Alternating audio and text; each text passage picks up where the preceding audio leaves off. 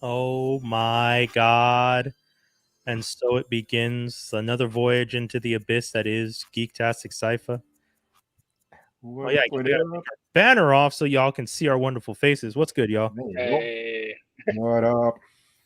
Folks, How y'all doing? I mean, I'm okay. I've been paying attention to the Olympics. Have we been doing good in the Olympics? We've been doing okay. I mean, Yeah, we've been doing all right. Yeah, I have an odd relationship with the Olympics because I like the Olympics themselves as an event, but it's also dealing with the fact that when the Olympics happen, we tend to forget all the atrocities that are happening and we only talk about the Olympics, and it feels like a pretty big escapist moment for everyone in the world. And hey, don't get me wrong, I'm not going to say, like, especially after 2020, the pandemic, the you know, in the all the upheaval and all the pain that's been going on in the world, I understand people very much wanting an excuse to kind of focus on something completely different. So I'm enjoying it, but I'm still trying to keep myself aware that this is only a reprieve, a momentary respite, as one might say, with everything that's about to happen in the world. Because once things go back to normal, we still have to deal with a whole slew going on, a whole slew of wonderful, these are messy, fair things.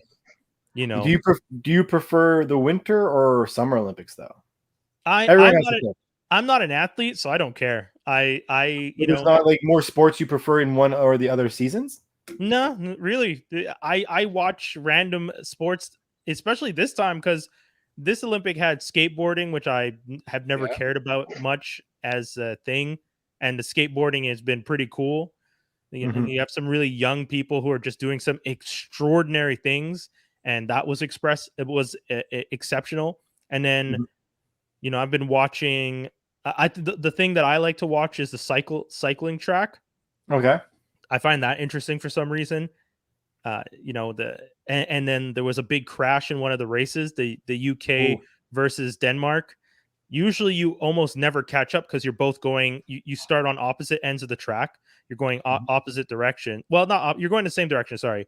But you start off one facing left and one facing right on a circle, and you're going at the same speed. So you almost never catch up. One of them would have to be going so much faster to catch up to the other. Or in this case, someone would have to essentially drop off. And one of the British dudes in the track, for whatever reason, was so far behind that the Denmark guy, who had his head down the whole time, because a lot of them cycle with their heads down, rammed right into him, knocked him off the track. The other two I think Danes, Denmark, people from Denmark called the Danes, Danish? right? Danish. Yeah, so I assume Danes would be a shorter version of it, yeah. So those two went around the accident and continued on the track. But from what I understand, you have to have 3 to finish the race. The UK still had one guy on the track kind of just riding around at the top. So he was able to get back into it and officially cross the line for them. I was just like, I don't really understand everything, but it was just interesting because you don't see stuff like that. I don't know what this sport is about. It's a lot of it's people on bikes riding at very fast speeds, sometimes 72 kilometers per hour. Jeez. That was the crazy thing. I was just like, these 4 cyclists are going 72 kilometers per hour together and just pumping their legs the whole way through. It was insane to watch. So cycling track has been one of the ones that I just find interesting. But again, I watched that thinking, my partner and I were watching one of the races where it was Britain versus Germany. And at the end, we were just We just thinking, well, we actually don't care who wins this race because we don't have we you don't have any stakes. No, none whatsoever, and we're equally indifferent to these two countries. I could give up less about the UK or Germany. I don't care about them. Watching that event, I was watching more to see who's faster, but I didn't even care who won. And that's why that's when it made me realize that kind of sense of, well, if I don't care who wins, I'm just watching to watch. It's such a distraction because I'm not thinking about the other things going on. And that's when I started thinking, like, man, the Olympics, really good distraction from the world pain. I always prefer the like the martial art ones and the diving. Those are the number ones I always like. But I feel like I'm someone who prefers. I think I prefer more the winter sports because I got really invested in the hockey. The snowboarding is great. For some weird reason, I really like seeing that skiing one where they have like the gun that they shoot the target and move on. Like I call it the assassination run. I know it's not called that, but like I would call that the James Bond run. They still have that? I think they do. James Bond right there. I remember seeing it a while ago, and when they introduced this snowboarding, specifically like doing the half pipes and stuff. Like I didn't realize until now that you said that skateboarding was in the Summer Olympics. So I'm like, maybe I will go catch up on that, because like for me, the Olympics, it was more like 4 days after the Olympics started, I realized that the Olympics were on. Yes, yeah, that's so I was like, like I'm already, I don't know, I'm done. Like I'm not even trying to keep up with anything. Skinny, have you been paying attention to the Olympics? No, I'm not falling into that timeline bait. They're stupid. They're trying to hang on to something that they should have just let go of. That's what they're doing. I don't know why they kept going. In Japan? Yeah, it's just like 2021's here. 2020 was a year ago. You missed it. Just let it go. Oh shit! Oh, that's what you mean? You would have just skipped the Olympics altogether? Hell yeah! What are we doing? What we're doing is not. It's greedy. It's not good. I agree. I completely agree. Like when they look back on this, it's not. So, from what I understand, one of the reasons that Tokyo said they have to do this is it costs they invested $16 billion into the event, and we're about to lose 1.9 billion if it didn't happen. Didn't they make a giant Gundam? Yes. No, but that was private money though. That's not like Brian. That was for everybody. That wasn't for the Olympics. Brian, just to counter the money thing, they can always ask SoftBank, who has, how much does SoftBank have again? Like $40 billion in there to invest in companies. They have the money. Quite frankly, who's it's not a money SoftBank? thing. SoftBank is the main investor for all startup companies. Yeah, but wait, hold on. You can't ask SoftBank to bankroll you a failed Olympics. They bankroll failed Uber, and they bankroll failed WeWork. They bankroll a lot of failed stuff. True. Wait, when you say failed Uber, what do you mean by failed Uber? Uber doesn't really make money. They just keep on getting money from this company who's too far in. Oh shit, that's hilarious. I mean, okay, I see it. I get what you're saying. That's kind of wild. I didn't even think about the idea that you could just get someone to bankroll your failed Olympics and just keep going. Well, okay. Put like this. I'm looking at it now. They have $154 billion sitting in a bank waiting to invest into companies in Japan. It's Japanese venture capital company. So I'm just saying, like, man, they could cancel that and they'll be just fine. Yeah. And then when people go back in like 50 to 100 years and like, all right, let's look up the 2020 Tokyo Olympics, and then they jump back to 2021, and then they're like, wait, what? Oh, this is what did it. Yeah. No. Yeah. Can we talk about people who talk about the Olympics? We have our wonderful and somewhat unfunny comedian / he tried, Michael Che. Oh no. Who had a joke about Simone Biles that did not go over well. Unfortunately, that I was about to say unfortunately, but no, it's fortunate that it failed. Fortunate. It wasn't a good joke, and my man was just out there saying whatever came to his mind. I don't even understand why he made the joke. I'm not going to repeat the joke because I generally don't care about the joke. I didn't find it funny, but well, come on, no. I mean, yeah, I was about to say, I don't context reasons. How can I talk about it and not know what it is? So you guys hadn't heard? He made a joke about the fact that the guy, the pedophile slash Olympic. I think he was one of the. Hold on, let me look him up exactly so I'm not misquoting anything. But one of the Olympic. There we go. Larry Nassar. Oh yeah, Yeah, her trainer. yeah, is an Olympic. Is an American sex offender. Convicted sex offender. For 18 years, he was a team doctor for the United States women national gymnastics team, which gave him access to hundreds of girls and young women who he sexually abused. He was also former osteopathic physician and former professor at Michigan University. Wow. Yeah, so he made a joke saying that compared Simone Biles stepping away from the Olympics and comparing it to Larry Nassar. All right. And I don't. And my thing is, so here's the thing. That's bold. Yes. So my thing with this conversation is I want to have a greater conversation about what is comedy, what is content creation, and why not everything that is made is for everybody. And I think this starts with Michael Che. One of the things that I think people need to remember is Michael Che is famous, but not because of the words he's written ever being associated to him. And by that I mean he's a writer for SNL. All those sketches that he's written, all that content he's created that people have loved and laughed at, are not associated to his face because those words came out of other comedians on that stage. So sure, some of the stuff that he does on the Weekend Update is associated to him, but the sketches and stuff that he's been writing with people, those aren't associated directly to his face. And I think Michael doesn't realize that he's not as famous as he thinks he is. And I'm not trying to insult the guy. I'm really not. I know that I understand what you mean though. By face, he's not popular. Maybe his art, he's popular, but people don't know that because exactly it's like a movie. Like sometimes you don't know the writer, but you'll always remember that Jim Carrey was The Mask. Something like that. Facts. Exactly. There are writers in Hollywood that have written almost all your favorite movies. You would not know them if you saw them on the street. You don't recognize them. You don't know them from random people next door because they're writers.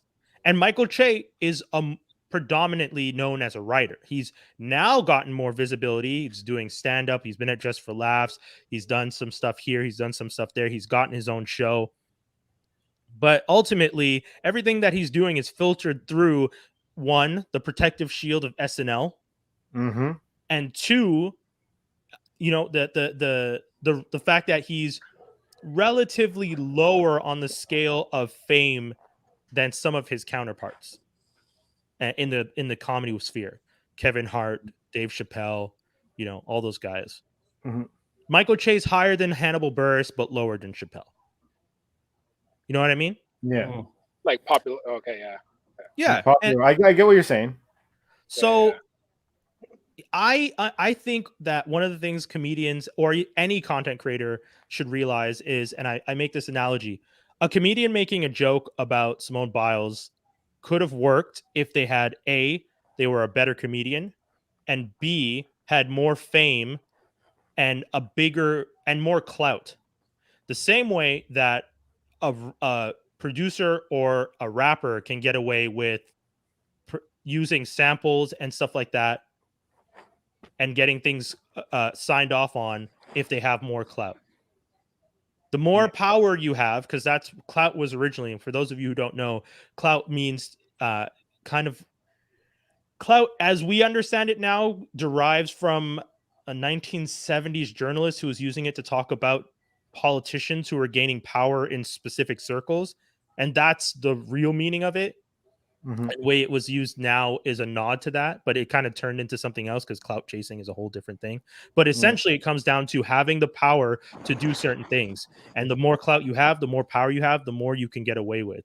And Che does not have the clout to get away with a joke about Simone Biles when Simone Biles has way more clout than him. And also that's an important thing. Yes. What you just said, I find, is a very important thing in the sense of he could have gotten away with the joke if he made the joke about a different Olympian who wasn't as famous. Well, I would say more like when Dave Chappelle, for example, takes stabs at other celebrities, right? Hmm.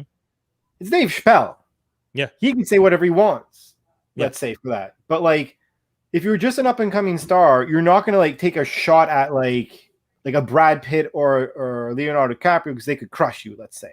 I'm Yeah, just but how giving, long like, are you going to be up and coming? You got to take That's that the shot thing. at some point. You I don't do, think and I Michael agree. Che is up and coming. But that, like, as you are making jokes, obviously you balance it out. But I feel in this scenario, it's like I know, like, even I knew the Olympian that you're talking about. The only reason why I know Michael Che is because you talked about him a few weeks ago. So you haven't seen? Well, I mean, okay, I understand that, but all right. Like, you know, all I'm saying, like, you get what I'm saying? Right. Like, it's a certain degree of a balance that you need to do. It's not to say don't make fun of people. I mean, technically a joke's a joke, but since I didn't hear the joke, I'm going to assume that the joke was told poorly.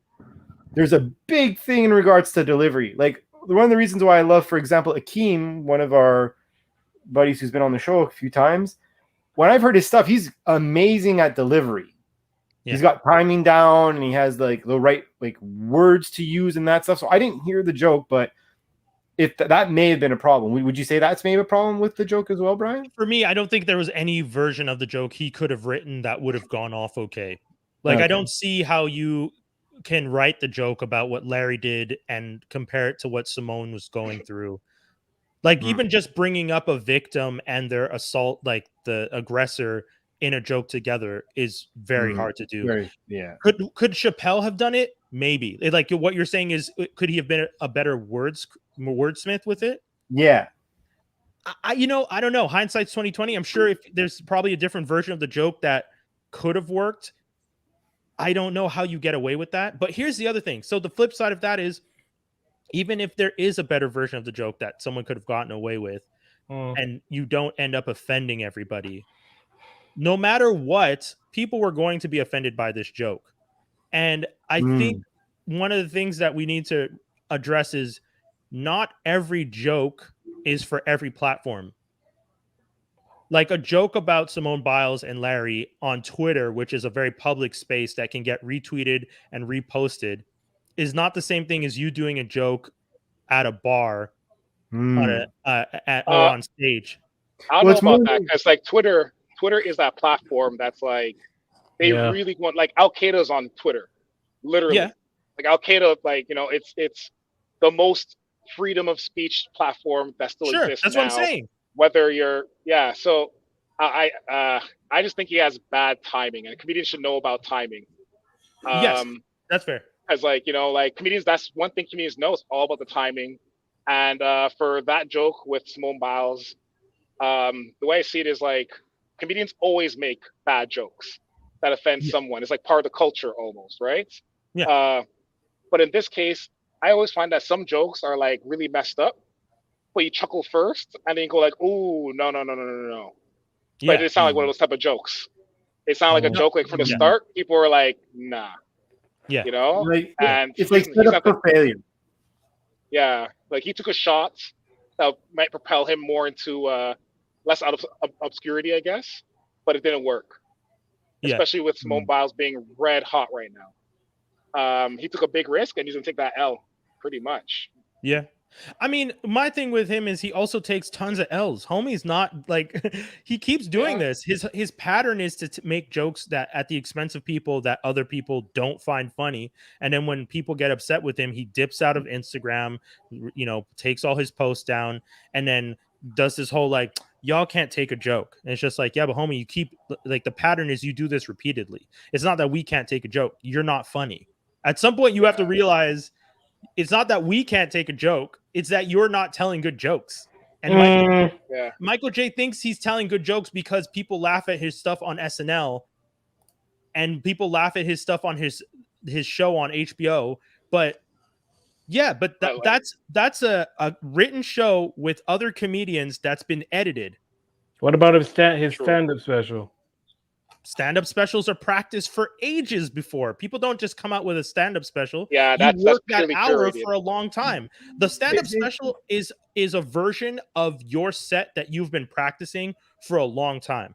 And it's very few comedians who can do hours year after year. Louis C.K. was one of the only ones who had that level of output. And unfortunately, he fucked up and ruined his career, but slightly ruined his career. I won't say that Che is not funny. I would say that he just doesn't read the room well. And Twitter is probably not, as you said, Twitter is probably not the platform. I won't completely say that maybe you're not funny. It's a mix of both, because there are some other jokes that people will be like hardy har har at that are kind of like AO, like borderline too. So yeah, it's all it's really timing. it's really just timing and your taste in jokes and so on and so forth. Like right now, Simone Biles. Yeah. Right now, Simone Biles is America's sweetheart. Yeah. But okay, so you guys are saying he could have told this joke a year after the Olympics. Absolutely. And you think people would have been okay with it? If she wasn't as hot, he would get some heat, but it won't be this heat. Like, we're in the middle of the Olympics. Like, he can't get any worse than this. You know, like when she's not in the Olympics, people don't care about her as much. But in the Olympics, they want like the performance, they want this, they want that. The second Olympics are done. She's back to Wheaties boxes, and we're gonna look at whatever else we're gonna do. Another angle. This joke would have been cool if she had fucked up. Yeah. Interesting. What do You you know what I mean? If she wasn't America, as he said, she's a sweetheart right now. She's hot right now. If people were hating on her, she had fucked up, and if people were hating on her, this is a perfect Jay Leno pick. 11:30 at night. That's Peak fucked up. Wait, but what exactly happened to her? Did she also? Because I don't follow pop. She bounced out and then she left. She came back, right? That's the one. She basically said the pressure is too hard. Yeah, she said the pressure is too much. I took time off. I came back. Yeah. She's in the team events, and then she pulled out of the team events and said, y'all don't actually need me. There's other people on the team that can handle this. So she ducked out because she said, I'm not in the right headspace to do some of these tricks. People actually did lose their minds on her for a second, for like a week. About her ducking out? Yeah. Yeah, that's because people are fucking weirdos. Exactly. So it's like if I'm gonna jump off of a metal bar in a couple feet off the ground and I could crack my neck and never walk again, and I'm telling you, I don't think I'm 100 right now, I shouldn't do this.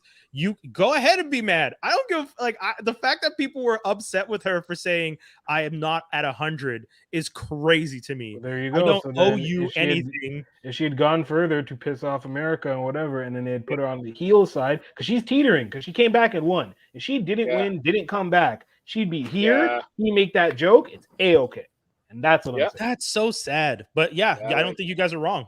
That's a sad fact that people probably are, because she is in a vulnerable state right now, people are upset. But there's so many other better jokes. They could have like photoshopped her to Sailor Moon Comic-Con or something in Japan. Been like, I got to dip out for this, guys, and then come back. Like, you're in Japan. Like, there's so many things they could have done. Like, that would have been like, a Hello Kitty convention or something.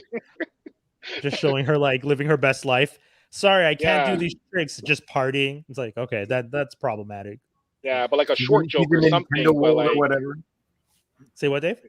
She's at Nintendo World, because in Tokyo, didn't they open up that Nintendo that's like a Mario Land or whatever? It's like they closed the Disney World, but for Mario. There's so much stuff out there. I don't blame her for taking time off to like go have some fun and come back and compete. The fact that and my other thing is, she's such a good athlete that she could take time off, come back, and win a bronze when she's openly said, I'm not at my best. Can you imagine you being that good at something that when you don't try your best, you get the bronze? I wish that was my life problem. Before she stepped out, she did a move that was so hard they couldn't give her the gold. Yeah, so that's like, cool. So it's just like, F this, I'm out, I'm taking my break.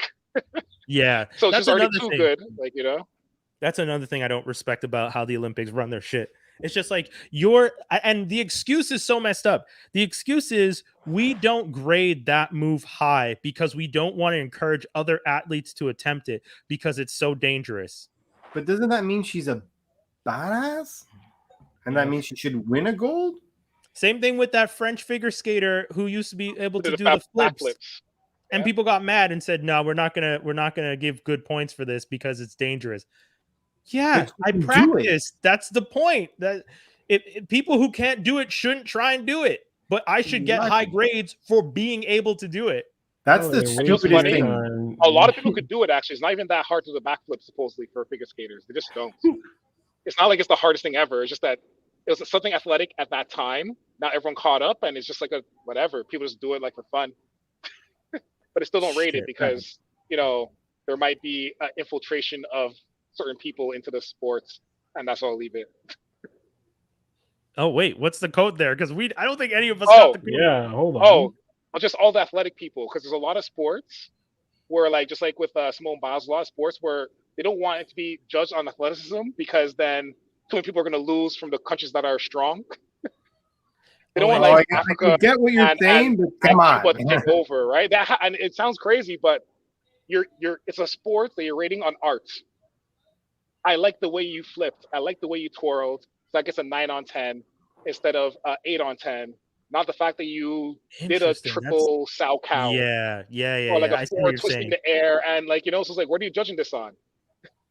It's like, I like the way he crossed over, but not the way he shot that 3-pointer. So no point. Interesting. That's a very interesting point. That's and a very that evens the odds for all the countries. So I'm not saying like a black or white thing. It's like all the countries. Like that's the whole point of playing a sport. Even the odds, right? Mm-hmm. It's kind of like a fix the game in a sense. Yeah, especially when they start paying people to give the like this was more artistic. Here's $100K and a vote for your team in this sport. Right. That's how we're playing it now. Okay, this bullshit. Yeah, this bullshit. Do we want to talk about the other dum who's said silly things? DaBaby. Okay. Wow. Yes. I'm going to be on the side of being hated on for this. I am. DaBaby. Yeah, I'm not on his side, but I'm really like, from what I heard in terms of quote, I was like, all right. I wasn't like, but I was like, all right, yeah, that's the dickhead thing to say. Well, Yeah, it's an ignorant thing to say. Super ignorant. I mean, like DaBaby was at, what was it, Rolling Loud? Yeah. So he's at Rolling Loud. And I believe, from what I heard in terms of comments, he says, if you are, if you're in the crowd and you don't have HIV or AIDS, is that what he said? He made something like but he made the comment. Lot. Yeah, if you're in the parking lot, if you're in the crowd, you don't have HIV or AIDS, all right. Will you say like big yourself up? If you're not in the parking lot sucking dick, big yourself up, so on and so forth.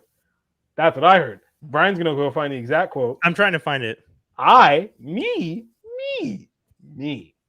personally was like, that's some wild shit to say.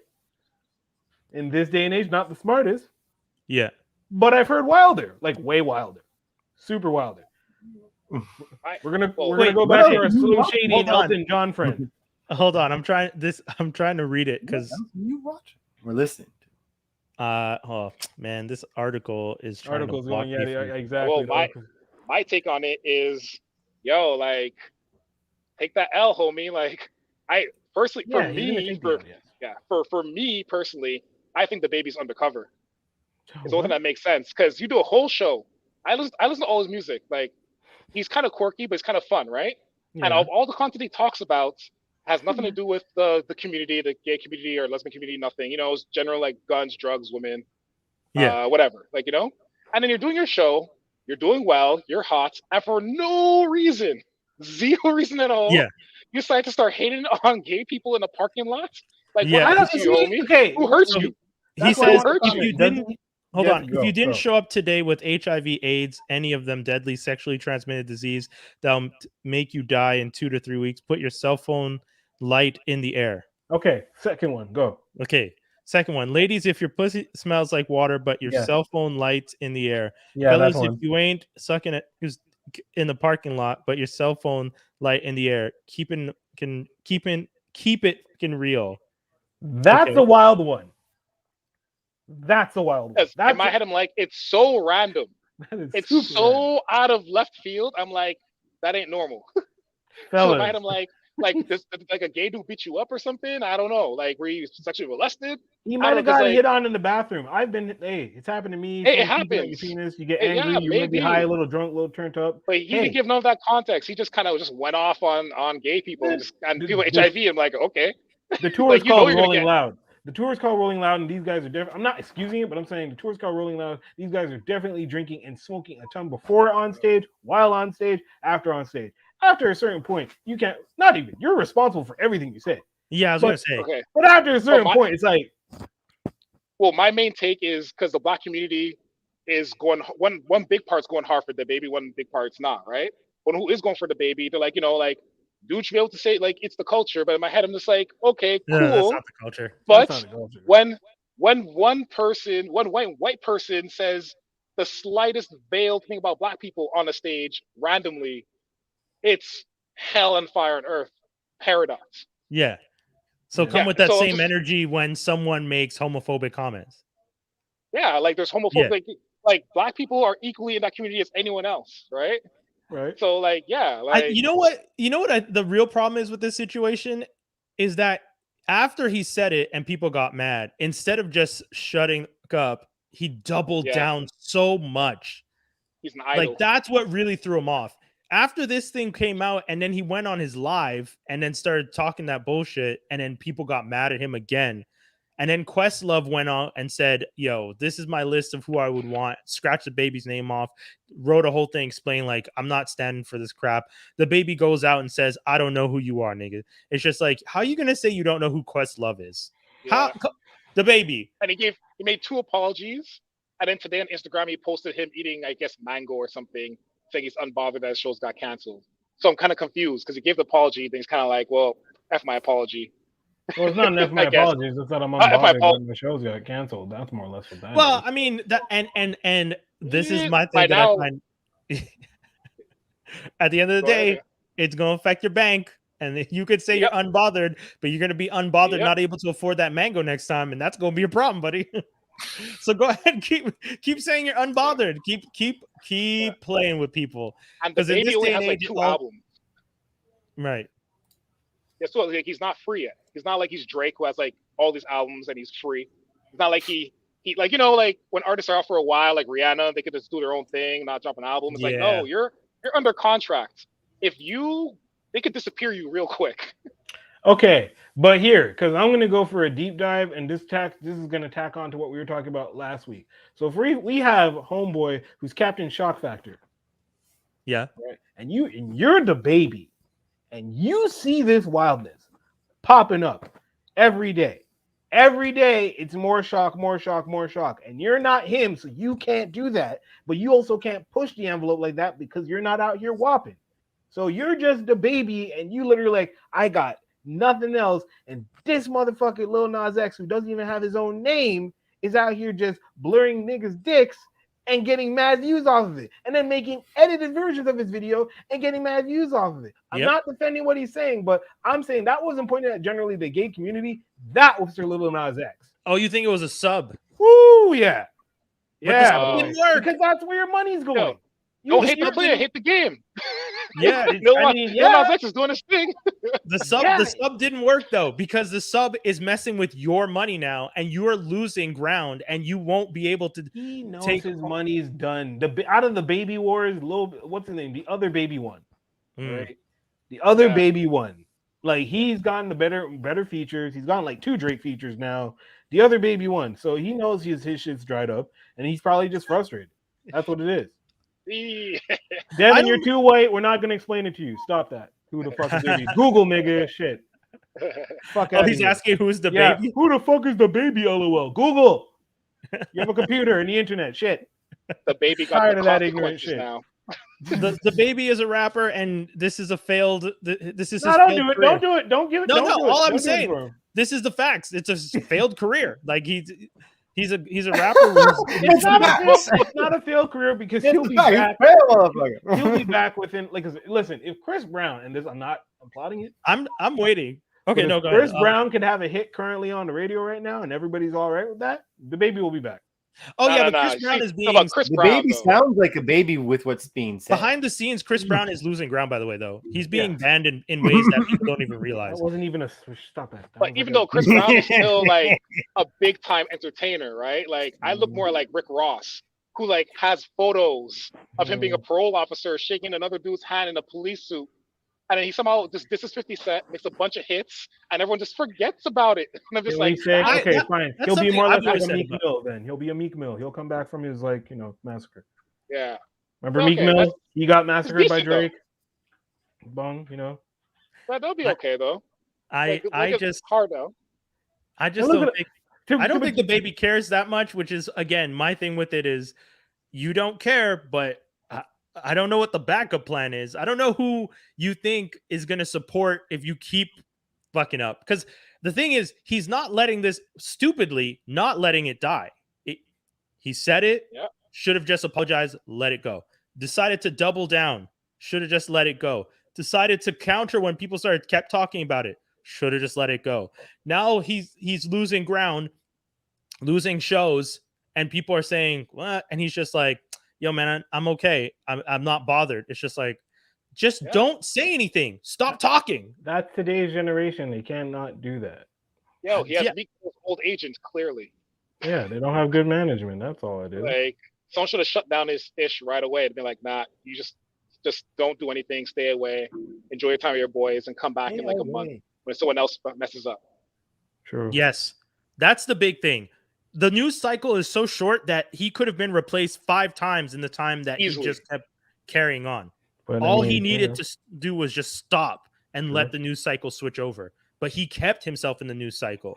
And a whole bunch of people who didn't know who you were know who he is now, but know who he is now. First impression, a negative one, because he said some dumbass shit out the side of his neck. And that's what I usually hate, because it usually comes with this weird, like, lesser that, you know what I mean? Like, he's not a great artist, but like, because you fucked up that big, now the crossover crowd, Shank, is gonna refer to you as, the fucking idiot or the idiot or this guy who made, and it's like you lose when you could have just gained that, and it sucks. Yeah. Your first impression could have been something better, and instead, this is your biggest story shouldn't be shouldn't be an L, essentially, like Drew was saying before. Yeah. This is an L, take the L. You're doubling down on the L so that it's just become a bigger and bigger L is a fail. That's my thing with it. So, and that's what I was trying to say about Che before too, when I was saying he's not funny. He, instead of just taking the L, it's that whole thing that he keeps doing where every time people don't like what he says, he comes back and says, y'all can't take a joke. And it's just like, homie, you just take these L's and move on. Keep writing. Could be out of nervousness. But one devil's advocate in favor of Skinny, because someone did point this out when I was checking the comments when the thing first popped off. At Rolling Loud, they're bumping Pop Smoke hard. And if you heard any of his lyrics, oh yeah, I know it's not exactly the best towards the LGBT community. Nope. And everyone's bumping their heads to that. And when DaBaby basically said the same similar things, it's like, oh nope, and pulled them off. And that is an issue, because it's kind of like, yo, you guys were literally jumping to this the whole time. Pop Smoke with no like I know, but like it's a martyr, but still like. I mean, they could be like, well, I mean, that's literally what they could say. Be like, yeah. Well, yeah. Real quick, Cray wrote, entertainment is like the MCU now. Everyone comes back. That's fact. That's true. That's fact. Not everybody comes back in the MCU yet. Hold on. They're pretty. They come back eventually. Wait till I see Black Widow again. Do we want to talk about? So that's actually a smooth transition. I want to ask you guys super quick. The What If series. Yeah. Do you guys think any of that content will transfer into the movies? Yes. Didn't they say that? They did say it's going to. I feel like it might. I think it will, just because artistic creativity opens that window for them. So having everything, like when you make the movies, it's so much pressure to be like, we got to have all these nuances from the comic books to appease the base. You put in some of the what if stuff, and it actually opens up, and actually no one really knows what's going on now. So I feel they're probably going to do it. Skinny? They could. I really have no idea where they're going to go. I think they'll try to kind of streamline it first, but they could, who knows? I'm all for the what ifs. Like, yeah. Starts on the 11th. It's like a week away. It's going to be crazy. I'm really not that excited. I'm a big What If fan. I've always loved the What If titles, because I think it's super interesting to just see these alternate realities where the thing and this person are completely different. Here's a reality where the Fantastic Four are Russian. Here's a reality where T'Challa died and Shuri became the queen and did some completely different shit. Here's the universe where T'Challa ends up Star-Lord. Like, what the hell? I hope the commoners are ready for it, because I don't think they are. And that's why I'm That's a good way of saying it. Interesting. I hope the commoners. No, I just don't think. I straight up don't think the commoners are ready for it. Like, they're gonna. I think lose it's their smart. minds. I think it's. I debate whether or not it was smarter to do it based off of their reality, or if it would have been more interesting and potentially get more fan base if they actually redid What If comic books.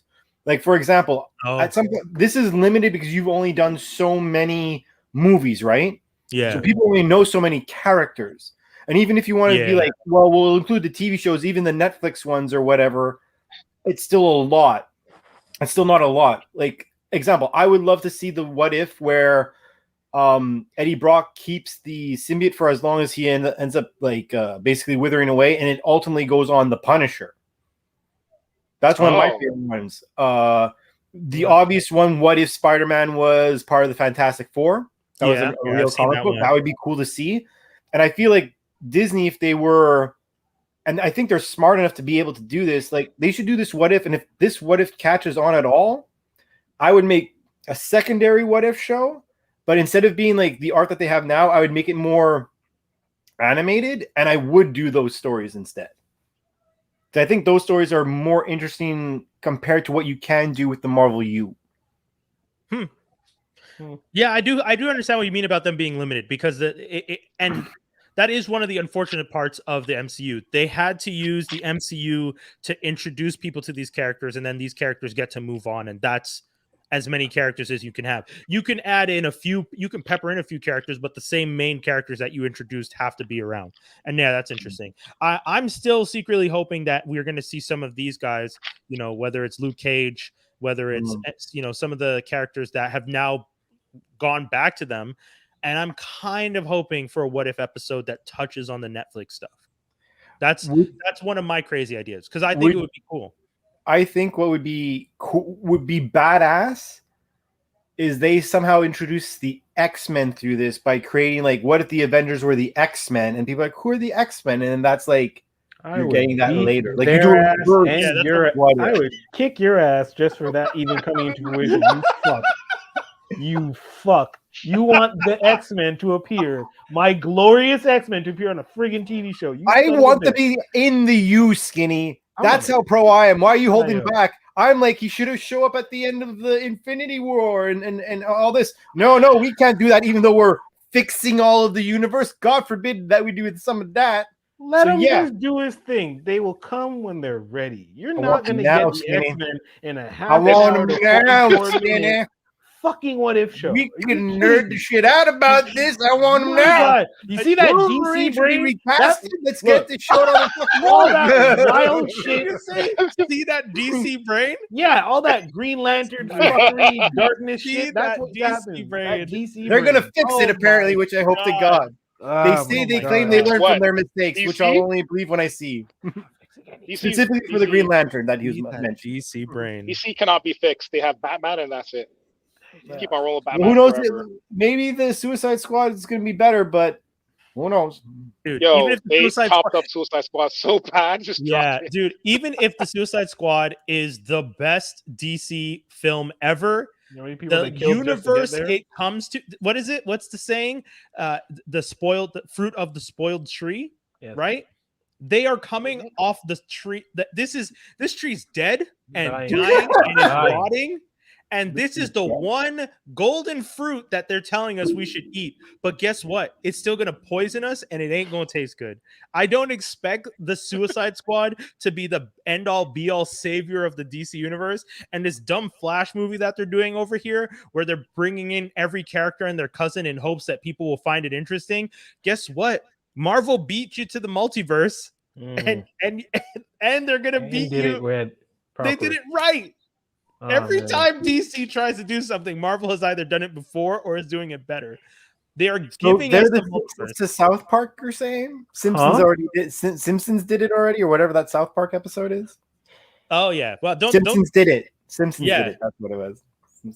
But then the Simpsons did it on top of did it. No, isn't that part of the joke? There are Yeah. times where the Simpsons have done a reference to the Simpsons doing a reference to this. I'm like, what the fuck? Yo, I don't even want to get started on the Simpsons because one of my buddies knows how much I want that show to end. Just because I want the Simpsons to end, just because it's too long. You're not telling anything original. You're only telling versions of stories you've done before. Check this out, though. Check this out. Could it be, and this is just me, the Simpsons still being on is our only thread to a previous life where things were not better than now, but just a little bit more sane. Like, they were better than now, Skinny. Let's be fucking honest here. What are you fucking talking about? I know what he's talking about. Thank you. If we lose the, like, okay, Undertaker retired. Like, it's not even WWF anymore, right? Saturday morning cartoons don't fucking exist. You can say whatever you want on TV, but not whatever you want on TV. Yeah. Everybody's sensitive. The Simpsons literally being on Fox 8 o'clock on Sundays is the only thread of the 1980s, 90s, early 2000s, and now that still exists that is keeping shit like this. You take that thread away, boom! So you think our entire universe is held down by the Simpsons thread? Yes. I would cut that thread in humanity 2 seconds. Is that fickle. So destroying the Simpsons is our cataclysmic event? I believe it. Drew. It is a string from the 80s till now. It's the only string from the 80s till now. Fire. It's that last one thing. There's nothing else. Like, literally, it's about an abusive father who chokes out his son. More fire. And everyone's like, yeah, cool, bro. In 2021. Like, still happening. I don't know. Only thread we got left. We lost Cheers. Like, humanity has fallen for like smaller things. Man, I am here. That for thread goes the day it gets canceled. Watch some sort of craziness. Just watch. It'll be Family Guy taking over. Then it's over. Then it won't even be Family Guy because Family Guy's gotten to a point where it's good and people don't like it anymore. Like, Simpsons outlast 4 of that nigga shows. Family Guy, American Dad, fucking what was the Cleveland show, and then he had the live action one. Orville, I think, is still on. I'm not even sure. No, Orville is supposed to come back to Hulu, but you're right. It got pulled. Thank you. It got pulled and got moved to Hulu. It wasn't going to get a. It wasn't getting. So Simpsons outlast 4 of that motherfucker's shows, and now even though they were at one point funnier, they still outlast them. It's not good episodes, but they're that last thread. It's kind of like if Matt Groening passes away. I don't know. I don't want to say things. See, I put fun things out in the universe. You put bad things out of the universe. I don't put bad things out. I'm trying to promote X-Men from coming closer, and you're talking about people dying. I'm not talking about people dying. Yo, this Simpsons take is insane to me. But we gotta go. We have a quick message for y'all, so don't go anywhere. We'll be back in about 1 minute. Don't forget to like, subscribe, all that jazz, because we have been doing this show and we appreciate y'all, and we want to make sure you guys catch all our content all the time. So don't go anywhere. We got a quick message for you. Check out Running with Wolves with Wizzy Moon. You need to put in the time, and especially with the comedy, the job is to travel. That is the job. Anybody who's an at-home comedian or stays in one specific city isn't making bread, isn't excelling, isn't evolving. So you got to touch road. You have to. What's a tour? What's a tour? Listen, you ask my girl. A tour is... I'm planning my own tour. When have you heard of a radio host going on tour? Exactly. Who the fuck are you? Never. Who do you think you are to go on tour? You're Wheezy Moon Chaser. I'm telling you. This is it. So a tour is you travel and you go to different cities and you do comedy. That is the job. You touch different markets and you make your shit universal. You become a universal comic. Yeah. That's the way to do it. These people in Montreal would stay here because their egos get stroked. Yeah. And they're in a place that's comfortable. Yeah, comfortable. Right? Which again, it's fine. It's fine. If this is what you want to do, fine. Stay here. Wow, pure shots. Yo, loving it. Make sure you guys check it out. Akeem Grams. Follow him on all the socials. It's always Akeem and then whatever the social media is. So Akeem tweets with a Z, Akeem Grams with a Z, Akeem what's the TikToks with the Z. Follow him on all the socials, and make sure you follow our man Wizzy Moon Chaser and go check out his podcast Running with Wolves if you guys have not already. All that is on this. You guys can check out all the content. Free Agents Media, Free X Agents. Back to the show. Kids, view the right thing this week. Oh shoot. Yeah, Dubs, he's gonna hit us with something interesting. I'm going to be talking about some weird stuff that people haven't heard of, and we're going to probably shit on Rick and Morty. Whoa, are we? Okay, I was going to talk about verses and sorry. Fucking Sorry, shots Dave. fucking fire before we even start. Do I have to like put a cursor be civil before we talk about something now? Like what's I'm going sorry, on? man. You're right. I shouldn't shit on a bad show. It's No, but like you just let me say my take 2 seconds. Sorry, you're right, Listen, you're right. I don't want this bad writing and poor hijackness. storytelling. Like you're, you right, you're not gonna bring me into like how you did with Toby. You know what? Fuck, I'm doing it right now. I'm gonna say it right now. I'm sorry to take the lead on this, but this is what I'm gonna say for those who care about Rick and Morty. Just like as if you like any type of group of cast of characters and you enjoy watching them, that's what the show is about. If you're looking for some type of crazy progression, groundbreaking story, things like Brian does, no, you will not like the show. It's just like some people, like example, like Big Bang Theory. It was good at first, and then no, let me finish. I like that you're setting the bar so low. It's like if you like these really like the characters, it's a Rick and Morty show. What they do is very Rick and Morty, and you seem to not like that. You seem to used to like it because it was innovative, and now you don't like it no more. But they're doing that, like they're doing their thing in their universe that would make sense in their universe. You just set the bar. Like it anymore. So get the fuck out of my sandbox and fuck off.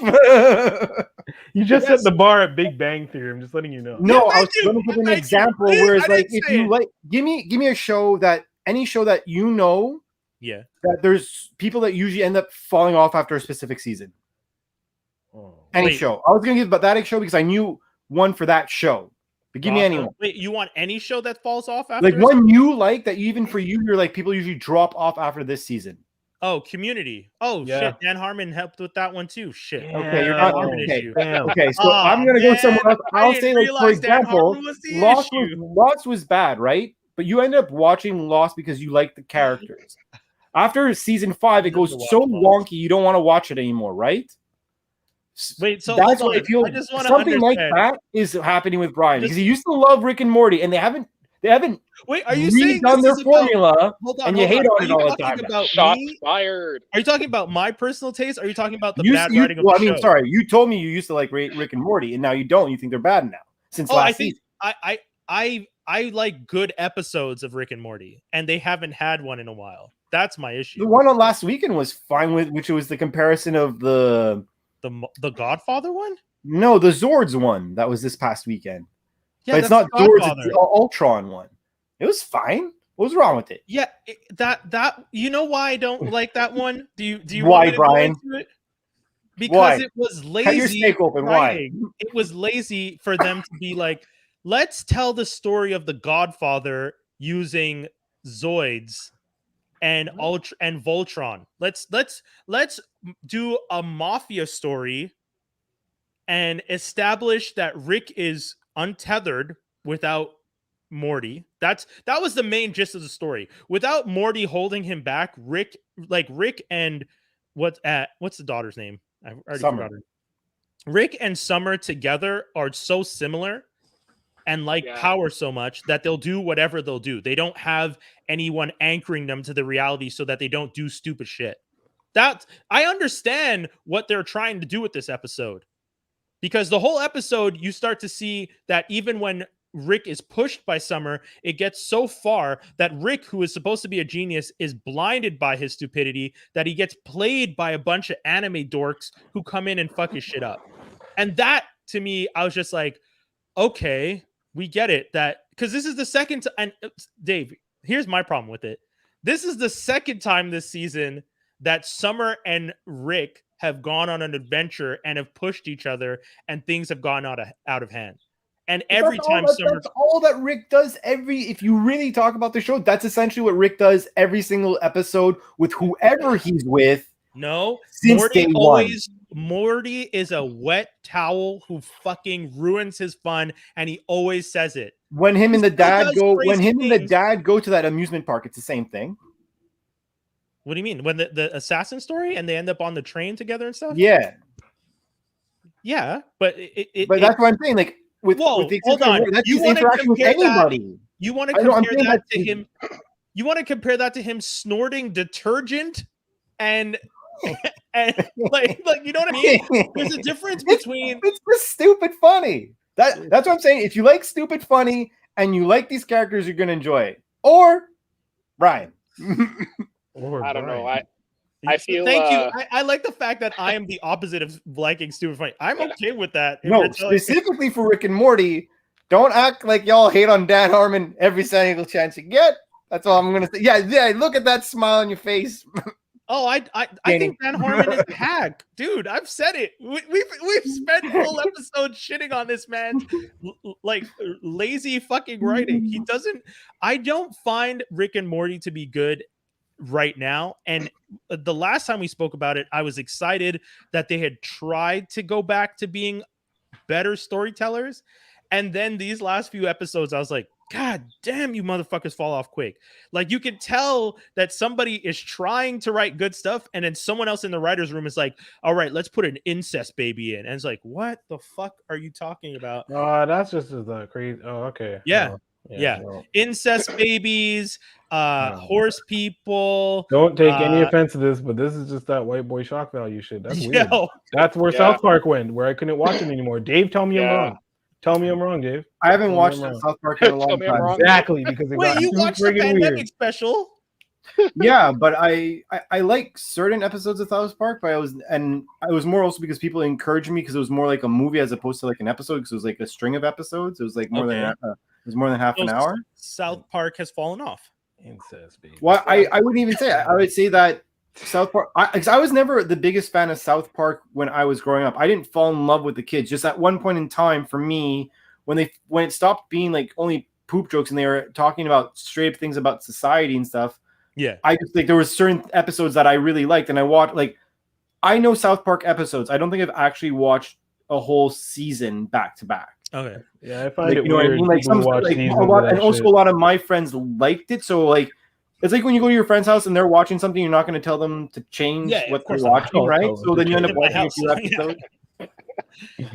Hey man, again, Rick and Morty is an Adult Swim show. It is as good as they want it to be, and if they're okay with their bar being low and they're not trying to do better, then so be it. You got a deal for what, 10 seasons or some crazy number, right? Oh yeah, it was 70 episodes. 70 episodes. They got a deal for 70 more episodes off of the fact that they were that good to begin with. And off of each the fact season that, is what, 10 episodes or something? About, yeah. These motherfuckers. And so my thing with it is, if you could make a show that is so powerful, you cause lineups down the street for Szechuan sauce. For what? What? You see? Yeah. See that shit? Yannick, 100% of what I'm talking about is this shit. Pickle Rick is the same shit as Mr. Towley. First off, Pickle Rick is awesome. We all know that. That was a good episode. Oh, that's a great episode. And it was him by himself too. And that's my thing. Drew. Pickle Rick is like a raised bar, but these other episodes are so low compared to what they were doing with stuff like Pickle Rick. Pickle Rick is an 80s action movie blended with a pickle who builds himself a body from rat parts and then has an insane battle. And you turn that into, dude, that is some solid writing, because you had to explain, how does the pickle get to this point? You had to build, and you did all of that in a half-hour episode. Solid storytelling. All while trying to avoid therapy. Right. But then you give me a really poor man's version of The Godfather with really lazy voiceover that wasn't interesting, and and then breaking the fourth wall in, I'm doing voiceover, but I can hear your voiceover, but are you replying to my voiceover, or are you replying to the things that are happening? I liked it. I'm happy for you, buddy. If it's keeping you sane, then I'm happy for you. Yep. Watch that over the Olympics. That's for sure. That's fair. That's fair. That's fair. I'll give you that one. I'll mention real quick. Thumbs up for this show I found called AKA Wyatt Cenac. It's a short form show by Wyatt Cenac, who used to be on The Daily Show. He plays one of those, how they had that documentary about these dudes who dress up as vigilantes and try and do like street justice on their own, like yeah. Yeah, so he plays a vigilante in the show. But the show isn't about him being a vigilante. It's about his life, and the vigilante scenes are just extra pieces that are so funny. Like there's one where he catches the Central Park Strangler or something, and he has a guy tied up, and this girl is jogging, and she sees him, and the Strangler goes, "Hey, my buddy played a prank on me. You want to untie me?" And he's on the phone. Wyatt Cenac's over there on the phone in his getup, calling the cops. And when he turns around, he's like, "Hey, don't do that." And she's just like, "I don't know. He offered me $1,000. Are you gonna give me $1,000 not to untie him?" And he's like, "Yo, this man does not have $1,000. What is wrong with you?" And it's just these really weird interactions with Wyatt Cenac dressed up like a superhero, him catching actual criminals, putting his life at risk, and the stupidity of New York being like, "Hey man, I could make $1,000 by just being an idiot." He had to tell the girl, "This man has been strangling joggers in the park, and if you set him free, he will probably chase you and strangle you to death." And that was the only moment where she's just like, "Is that true?" And then gets weird. It's like, you didn't think it's weird that there's a guy dressed like a superhero and this man is tied to a pole? That didn't make it weird for you? Of course not. So if you guys want to watch that show, you can just look it up, aka Wyatt Cenac. It's on Vimeo. And I just discovered this new streaming service called Topic. I've never heard of it. I heard about it because Jaleel White has a new series that's going to premiere on it soon. So if you guys are looking for another streamer, it seems that Topic is free, because I was able to watch all these episodes of the aka Wyatt Cenac on topic.com, and I didn't have to pay a thing. I just clicked play and I was able to watch them. So if you guys are looking for something that you want to watch outside of Rick and Morty and the Olympics, you can use Topic. Here you go. I won't talk about F9 this week because I realize I don't know if everyone saw it, but I'm gonna try and watch it. So I will try to watch it. Yeah, it's a rough one, boys. It's a rough one. Yo, I mean, there's flying cars, right? It's a rough one. I like they do space, right? I can't, dude. If I start singing, I just I don't know what I was watching. I don't. The Fast and Furious movies are. I enjoy watching them because they're crazy. I agree.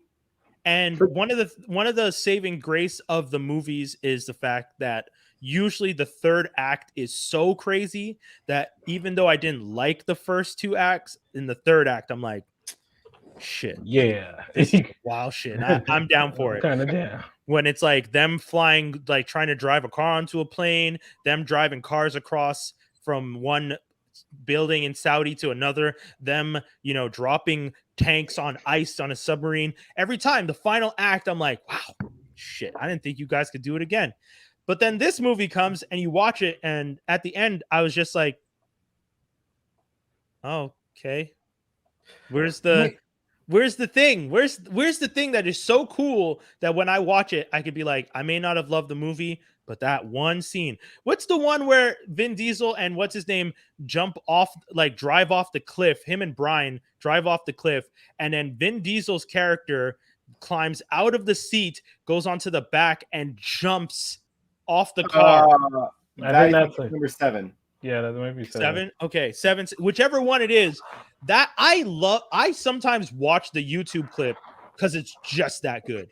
I'm like, this is physics making no sense, but this is just that good.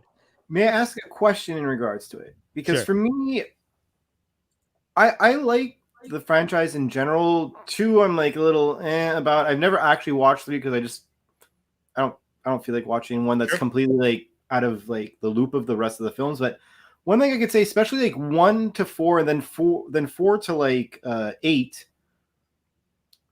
I never, if someone would have turned around and be like, well, they're going to do this in this movie. Like it's car thieves that eventually become international spies. You tell me that, I'd be like, this is stupid. Yeah. But like the progression from the movies from one to the other, at least when you get to the end, you're like, regardless of how outlandish this may be, yeah, it's slightly believable how you got here based off of like what has happened so far. Oh, and this movie specifically explains stuff too. Like this movie has a scene that explains why a bunch of race car thieves have become international spies. Like there's a very important scene that touches on how this came to be. And even with that, I was just like, okay, that's cool. I'm actually impressed that you guys were ready to acknowledge that and give a nod to it, because there are some people who are like, okay, this is kind of ridiculous that you guys do this shit and it don't make no sense. Like how you guys literally in the first movie had Frankie Muniz from Malcolm in the Middle around driving cars, and then next thing you know, you guys have The Rock smashing, like punching things, and you're like, what? How does this make sense that you guys are driving through whatever South American street with not a tank, a vault attached to the back of your car, swinging? How do you go from Frankie Muniz racing a sports car on the street to The Rock driving a tank and having a vault? You know, so they kind of address it. They address that, but I'm saying in the movie with the story plot, is it in regards to, like, again, what I just explained before, is it believable that they get to where they go in the film? Yes. I may not like it, but the reasoning and the explanation gives me, I am comfortable with it. You know me, I like logic. I'm all about logics and following the logic of the universe you built. And as much as I didn't like how they explained it, and I was just like, that is a very fair way to explain that. Okay. So, all right. So I am still slightly interested to watch this movie. Oh, I'll still tell people go watch it. Snake Eyes, I told y'all don't watch it because that shit was doo-doo. Straight, disgusting, spoiled. I really want to see how bad it is. I really want to see it. But F9, I would watch F9 again over Snake Eyes. Easily. Okay. Over Rick and Morty. Yes, I would watch F9 over Rick and Morty. I would watch F9. No, I would. If you gave me original OG Rick and Morty and you give me like original OG Archer, like all those shows, their OG seasons when they were really starting their shit off and they were testing the waters to see how far they could go, that was some of the best comedic writing you've ever seen on TV. Like the first season of Archer, the first seasons of Venture Brothers, like that's some fucking good writing. Venture Brothers really got their stride in season 2 and 3, in my opinion. And that's my thing. Adult Swim has the bar. They know what to do. That's why Rick and Morty bothers me, that they got 70 more episodes, and I don't feel like they're anywhere near as good as when the Ventures were at their best and when Archer was at. Like, those motherfuckers don't play when they make those shows. Even if the Venture Brothers fell off towards the end, those episodes still had me at least one scene per episode where they did some dumb shit, and I was laughing so hard. I was like, yo, Brock just smashed this man's throat. Like, you know, like, how you gonna do a whole episode making fun of G.I. Joe and Cobra and then realizing, like, wait, were we the bad guy? Like, yo. Were we the things?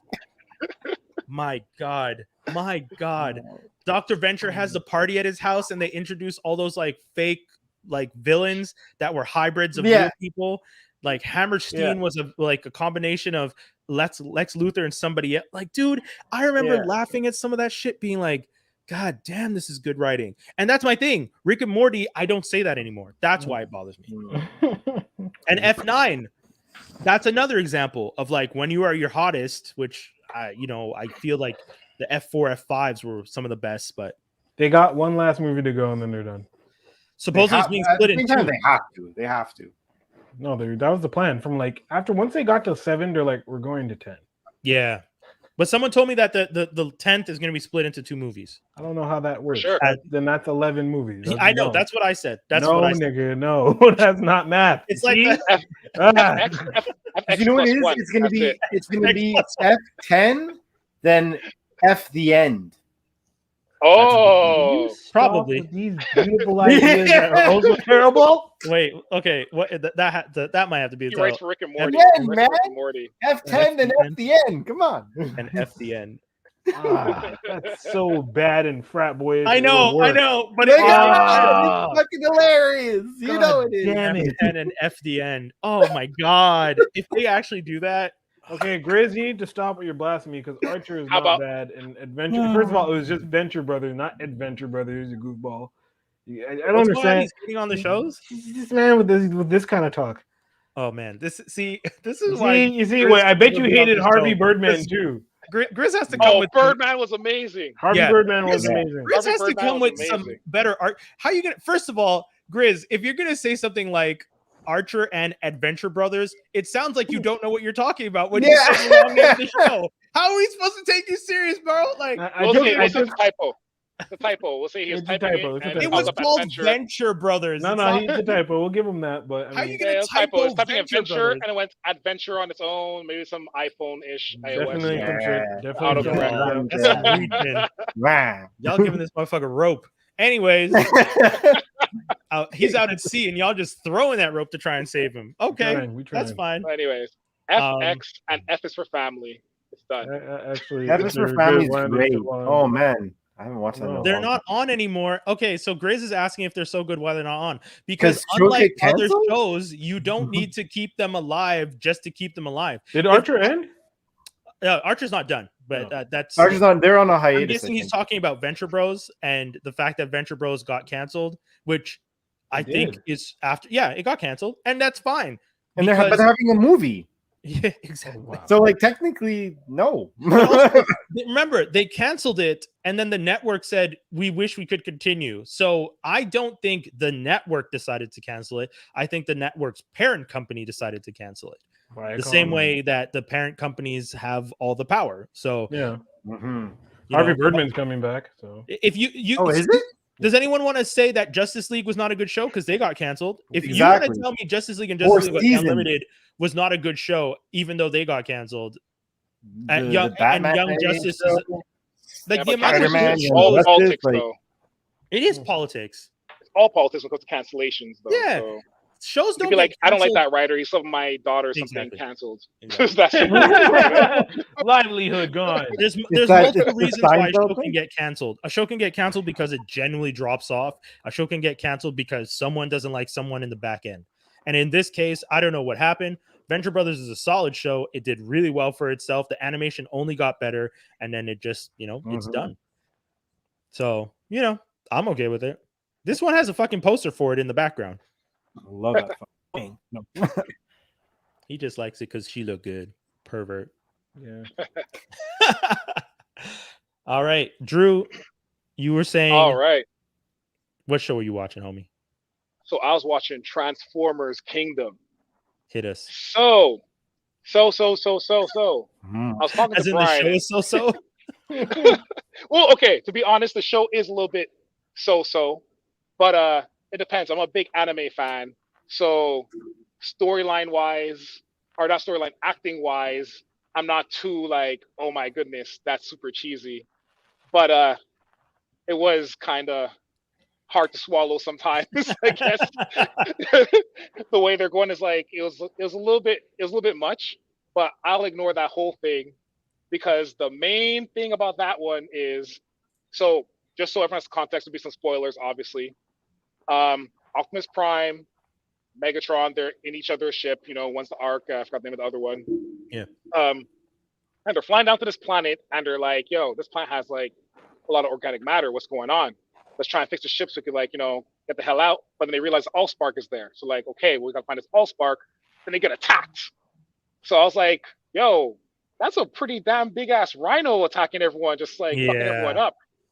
Then I was like, wait, this is like weird. And I was like, what? And then an ape came, and then a rat came, and then they said whatever stuff they said, and then all of a sudden everyone just transformed. And I was like, oh, snap, Beast Wars. Yep. Yeah.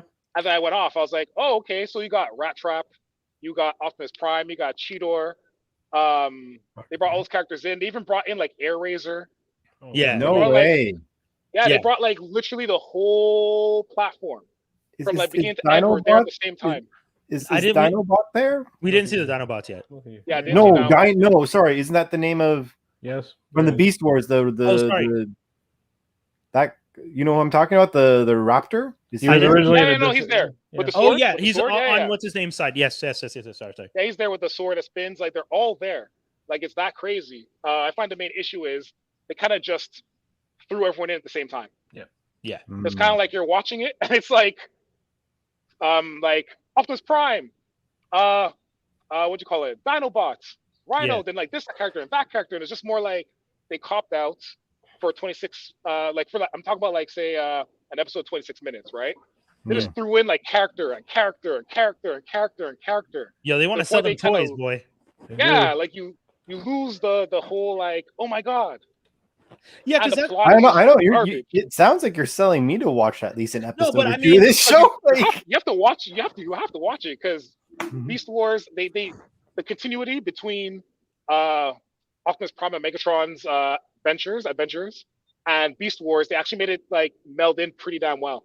Okay. Like the story. So that's the reason why I'd say to watch it, just because like it messes with the future and the past and kind of like like you left us and we're stuck on this planet. Now you came back, and we're all going to find the Allspark thing going on. So they kind of melt those things really well. Do you have to watch because isn't there other Transformers stuff that came out recently? Yeah, a bunch. Do you have to watch that to get to this? You don't have to, because I feel it's like on the same premise of like say Beast Wars, right? They pretty much were fighting and they crashed on the planet and continued fighting. Okay, so there's no like. There's other than the obvious that that the Autobots and Decepticons hate each other. You don't need to know something from like the previous movie the previous seasons or whatever that would. I wouldn't say so. The stuff before the Transformer movies before is more just kind of like setting up the foundation of just what happened in the past to lead to this point. More than saying you're gonna be confused watching it because acting is so terrible and the voiceovers are so terrible and so many things in there are so terrible. That even if they did try and do that, it wouldn't come off well, right? Okay, I get so pretty much to watch Kingdom is basically saying you just want to watch all the old Beast Wars characters fight with the Autobots and Decepticons. That's like my childhood dream, so like I'll watch this season. And also, they didn't do it often, but a few times they did where Megatron did his yes, and I love that. I don't know what it is.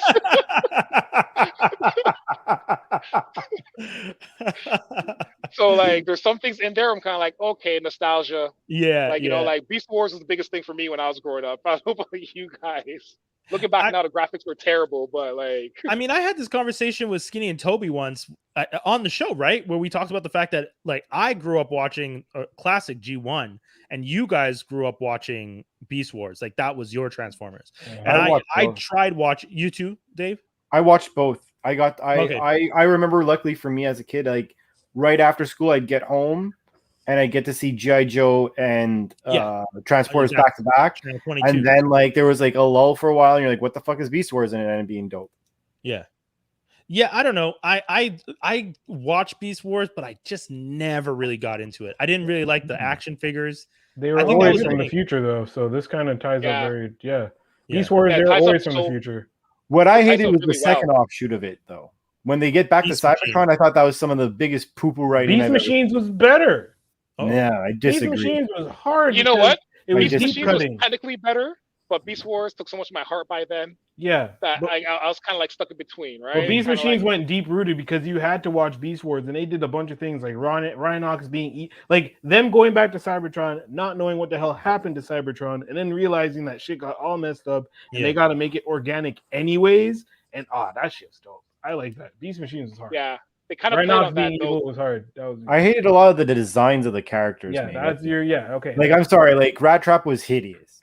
Yeah, but that was mainframe losing their minds. No one cares about Rat Trap. No one cares about Rat Trap. No one doesn't care about Rat Trap. Yo, man, the episode Rat in a Trap where he's like inside the base and the base is fighting him is like one of the best Beast War episodes. Come at me. I'm down to have this. No. All the characters, Rat Trap and like Rhino, it's like they're not like the main character. Rhinox was dope. And the reason why Rhinox was kind of dope. He was hella dope because he was like the big bruiser and so much that they didn't introduce his gun until season 3. Like he was just a big nigga, and then he was like, "Oh shit, I got a gun." It was double Gatling guns. You're like, where'd these come from? Yeah, I remember like, that. What? And it was season 3. That's how badass you are, where you don't have to introduce a gun until the 3rd season because you're just like, "Well, I'm smart, and I'll just bash your skull in." So it's like, okay, Dinobot was cool, sure. Rat Trap was dope. He was my guy. You know why Rhinox was cool? Because he didn't have to transmetal. Anyone that they had to transmetal was a cheap character that they just needed to sell more toys, so they had to boost him up. They didn't have to touch Dinobot. They didn't have to touch Rhinox. They didn't have to touch Airazor. They didn't have to touch Scorponok. Tigerzord or Scorponok. Actually, Scorponok just died straight up. Which was shitty because that toy was actually really dope. The Transmetal one? I bet you it was. Yeah. But one thing with Kingdom that annoyed me is, you guys remember Tigatron? He was like one of the last characters to pop up, and he's like super cool when he came out. Yeah. He just like showed up. He was just there. Oh, God damn it. It was like because the crew's already there, right? Like everything kind of already happened, as in Beast Wars. So like it was all the introductions. Yeah, it was kind of like he's just there with the team. I'm like, oh, like that's it. And they did end up going back to Cybertron, but it kind of like ended on a cliffhanger because basically in the end they basically say that I think Galvatron is the future Megatron, or that's what he finds out. Yeah. And Nemesis Prime is working for Galvatron, and he's like doing some mission. So now Decepticons and Autobots may have to work together to go on this other mission to stop this other future thing that's happening. Nope. So I guess to kind of like keep it going. Yeah. You know? This is why I'm happy I just like the toys. I don't need the show anymore. I don't know how they. I can't watch Transformers because it's too convoluted, and I just don't. Yeah, sometimes we need to get Proto Man on here one day to talk about Transformers because that man will educate us in ways that we've never known. But Tigertron was a black man in a white tiger's body, 200%. I knew it, and I was 8 years old. I'm like, he's black. True. That's a black some character. characters that you're just like, and they wouldn't tell you, but you would just know. You're like, so he's black. Yeah. It's like Destro. Yeah. G.I. Joe was hella black. I agreed. That man was like a smooth talking, like had a fur collar. It's like, yeah, man. It's like it's all good. Actually, to go way left. Actually, someone busted. Okay, because we always go around these Ninja Turtle contexts. But so someone asked me my favorite turtle the other day, and I was like Donatello, and they're like, "Oh, the black one." I'm like, "Oh, interesting." I'm like, "What? Oh, wait, well, what?" He's like, break it down. He's like, "Here, check this out. Raphael's the New Yorker. Leo's the white dude. Nobody likes Leonardo.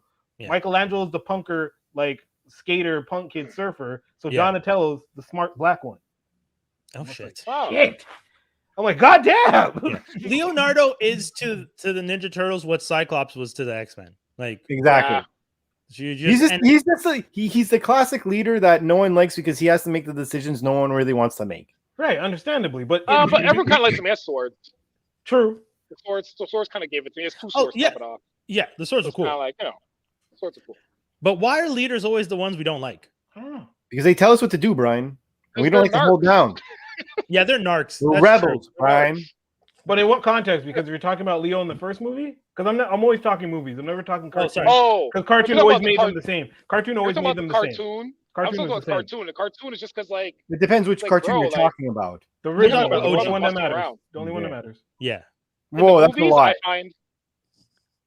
Say what? Say what, Drew? Yeah, Drew first. To say the movies. Yeah. I find everyone's evil, pretty much even. I don't find there's like Leo's like the leader.